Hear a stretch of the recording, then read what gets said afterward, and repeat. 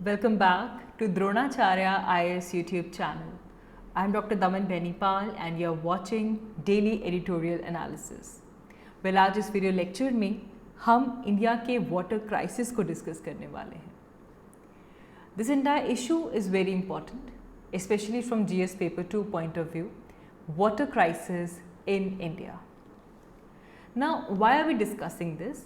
Because recently हमारे पास एक report आई है. This is the report of United Nations World Water Development Report 2022. United Nations World Water Development Report 2022. where इस report में globally fresh water अगर हम situation देखें, so there is sharp rise in withdrawal of fresh water from streams, lakes, aquifers and even man-made human your reservoirs as well. तो जब हम ये चीज़ देख रहे हैं कि वर्ल्ड वाइड ऐसा है कि स्ट्रीम से फ्रेश वाटर का विड्रॉल बढ़ चुका है, लेक से बढ़ चुका है, रिजर्वायर से बढ़ चुका है, एक्यूफायर से बढ़ चुका है. So it points that globally and specially in different parts of the world we are facing water stress and water scarcity. ये इसकी तरफ पॉइंट कर रहा है. And therefore it is raising this global concern over the sharp rise of fresh water withdrawal from these sources and pointing towards water stress and water scarcity. हमारे पास water stress को लेकर कि overall globally and some parts rather वहाँ पे water stress काफ़ी ज़्यादा grow हो रहा है. इसे लेकर और भी बहुत सारी रिपोर्ट्स हैं, जैसे कि 2007 में आया था कोपिंग विद वाटर स्कार्सिटी. ये वर्ल्ड वाटर डे का थीम था. इन 2007 coping with water scarcity. World water day is observed on March 22nd. And the theme was coping with water scarcity. The term was used there. उसके बाद एक new water report आई है by Food and Agriculture Organization of United Nations. And even in this report, they sounded a note of caution over this silent crisis of global dimension. That there will be millions of people who will be deprived of water to live and to sustain their livelihood. This is a silent crisis, they have called it. Silent crisis of global dimension. We also have Niti Aayog's report, Composite Water Management Index of 2018. We all know this, जिसमें ये कहा गया था कि जब हम India में water crisis की बात करें, so this is the worst water crisis in which more than 600 million people will face acute water shortages. तो ये रिपोर्ट्स आपको पता होनी चाहिए when you are writing an answer anything. So you should have some facts, you should have some data with which you can support your discussion. तो आप इनमें से चूज़ कर सकते हैं. NITI Aayog report is more appropriate when it comes to talking about India's water crisis, और बाकी FAO की रिपोर्ट, यूएन की रिपोर्ट्स आप वर्ल्ड वाइड सिनेरियो के लिए यूज़ कर सकते हैं. अब यहाँ पे अभी तक हमने जितनी बातें कही ना, इसमें दो टर्म्स हमारे पास आ गई हैं. एक है वाटर स्कार्सिटी और एक है water stress. What is the difference between both water scarcity and water stress? Now when we say water scarcity, so it is a physical and objective reality that can be measured with consistently across the region. Water is scars.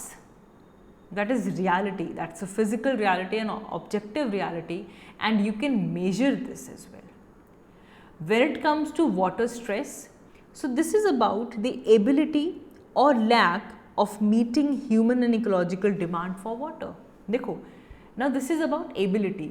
अगर तो बहुत easily human and ecological demand जितनी water की है अगर मिल रही है, तो हम क्या बोलेंगे भी water stress कम है. अगर there is lack of it, then it becomes the water stress is high. Scarcity के बेसिस पे water stress आता है. Scarcity अगर ज़्यादा होगी, scarcity बढ़ती जाएगी, water stress बढ़ता जाएगा.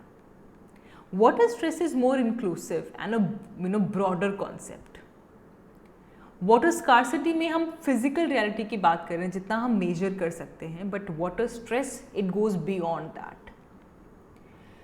When we talk about India, India is experiencing a very significant water challenge because approximately 820 million people in India, those who live in this 12 river basins, जो हमारी major rivers हैं India में, there are 12 major rivers. Can we try to name those 12 major rivers? हम geography में ये पढ़ते हैं the major rivers of India. हमारी जो rivers हैं इनको क्लासीफाई किया जाता है as per their catchment area. ऐसी रिवर्स जिनका कैचमेंट एरिया 20,000 स्क्वायर किलोमीटर से ज़्यादा है वो मेजर होती हैं. जिनका 20,000 से कम लेकिन 2,000 से ज़्यादा वो मीडियम होती हैं. जिनका 2,000 से कम होता है वो माइनर होती हैं. आप अपनी ज्योग्राफी की क्लासेस में इसके बारे में पढ़ते हैं. मेजर रिवर्स को भाई हम यहाँ पे दो कैटेगरीज में डिवाइड करके समझ लेंगे. One we have is Himalayan rivers. We know कि ये वो rivers हैं जो कि throughout the year flow करती हैं. They originate from Himalayas. And the other ones are peninsular rivers. These are those rivers जो कि peninsula से originate करती हैं and mostly these are seasonal. Himalayan rivers में we have Indus river system, Ganga river system and Brahmaputra river system. Indus, Ganga and Brahmaputra. Moving to the peninsula, we have Narmada, Tapi, Sabarmati, Mahi, Subarnarekha, Mahanadi, Godavari, Krishna, Kaveri. These are the major river systems of India. और इन major river systems में अगर हम रहने वाली population की बात करें, सो that is somewhere around 820 million people. And this 820 million people they are facing this challenge. Per capita water availability देखी जाए, so it is lower than 1000 meter cube. Now important है यहाँ पे कि जो पर कैपिटा अवेलेबिलिटी है that is lower than 1000 meter cube. This is because Falkenmark index हमारे पास आता है, फॉल्कन मार्क इंडेक्स. इस फॉल्कन मार्क इंडेक्स के अकॉर्डिंगली अगर हमारे पास 1000 मीटर क्यूब से वाटर अवेलेबिलिटी कम है, so it indicates water scarcity.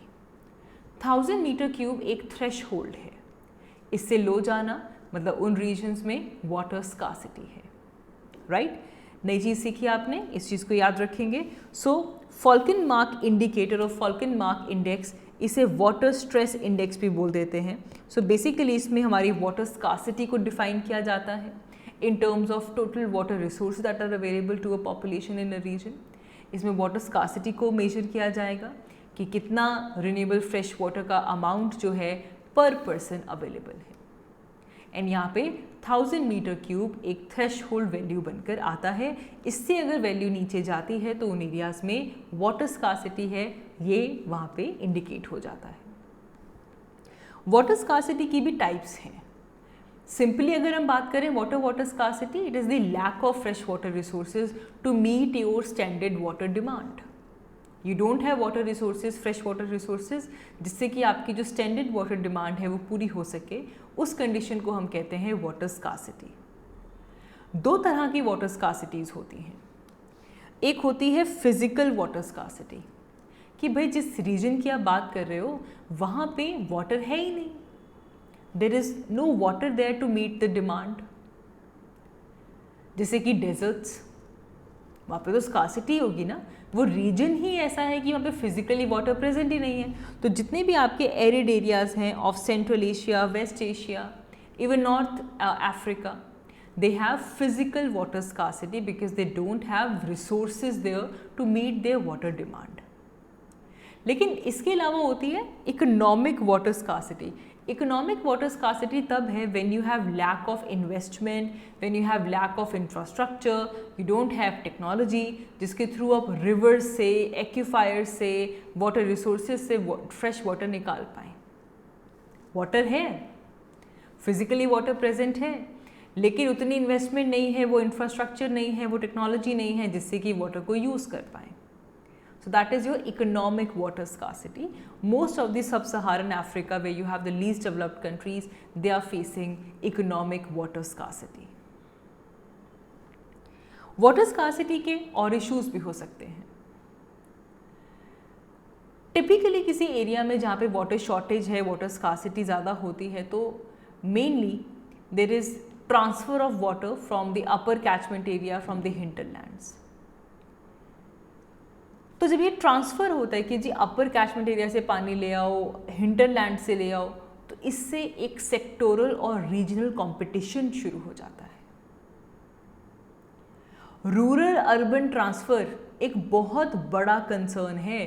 Rural area से, हिंटरलैंड से, अपर कैचमेंट एरिया से वाटर निकाल के किसी और रीजन में सप्लाई करना.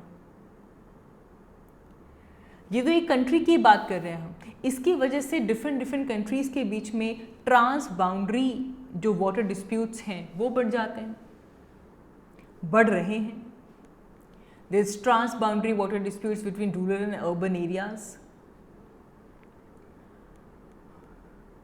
इसी लेकर एक रिपोर्ट भी आई थी जिसमें ये कहा गया कि अगर हम अर्बन वाटर इंफ्रास्ट्रक्चर देखें तो urban water infrastructure 500 billion litres water per day निकालता है और it senses around two the distance of 27,000 kilometre.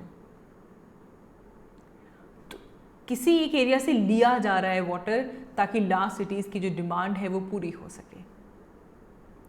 And United Nations की एक रिपोर्ट आई है, trans boundary water system, it's status and trend. इसमें भी यही बात हुई है कि ये जो वाटर ट्रांसफ़र किया जा रहा है ना, this is an issue which can lead to sustainable development. Sustainable development में एक बड़ी हिंड्रेंस बन सकता है, क्योंकि जब आप वाटर ट्रांसफ़र कर रहे हैं बायोफिजिकली इसमें चेंजेस आते हैं, इसकी कॉस्ट है, सोशो इकोनॉमिक कॉस्ट है, डिस्प्यूट्स बढ़ते हैं और गवर्नेंस इशू आता है. South Asia mainly biophysical impacts देखें तो वो ज़्यादा हैं और सोशो इकोनॉमिक रिस्क यहाँ पे ज़्यादा है. अर्बन वाटर यूज़ को लेकर भी अगर हम 2011 का सेंसस देखें तो देखा गया है कि जो अर्बन पॉपुलेशन है, इंडिया की टोटल पॉपुलेशन में से 34% पॉपुलेशन अर्बन है. एंड अगर इसी तरह ये बढ़ती रही तो it will cross 40% mark by 2030. Urban areas में 40% पॉपुलेशन हो जाएगी इंडिया की, and by 2050 it will be around 50%. 50% of the Indian population will be living in the urban areas. This is according to the World Urbanization Prospect 2018. Dependence on groundwater it continues, especially in the peri-urban areas. तो surface water transfer हो रहा है rural area से लेकर urban area तक, वो तो दिख रहा है, उसे आप कंप्यूट कर सकते हो. लेकिन जो ग्राउंड वाटर के ऊपर डिपेंडेंस है वो दिखती नहीं है. एट प्रेजेंट जब हम रूरल अर्बन ट्रांसफ़र की बात करते हैं, it is a loose situation. Water आप ट्रांसपोर्ट कर रूरल एरिया से अर्बन एरिया की तरफ, सो it is at the expense of rural area, जहाँ पे एग्रीकल्चर होता है. एग्रीकल्चर की प्रोडक्टिविटी के ऊपर असर होता है, इन्फ्लेशन बढ़ती है. Most of the water in urban areas is in the form of grey water, जो कि कंक्रीट से आता है, इंफ्रास्ट्रक्चर से निकल के आता है, and it contributes to the water pollution. Rural and urban areas they use water from the same stock. Water is the resource of the country. So therefore, instead of having lose-lose situation, we should focus towards win-win situation. अब इसे समझने के लिए अहमदाबाद की case study important हो जाती है. Ahmedabad shows a very interesting case here in this context. More than 80% of the water supply in Ahmedabad is met from groundwater sources till 1980s. Ground water से 80% वाटर सप्लाई मीट होती थी.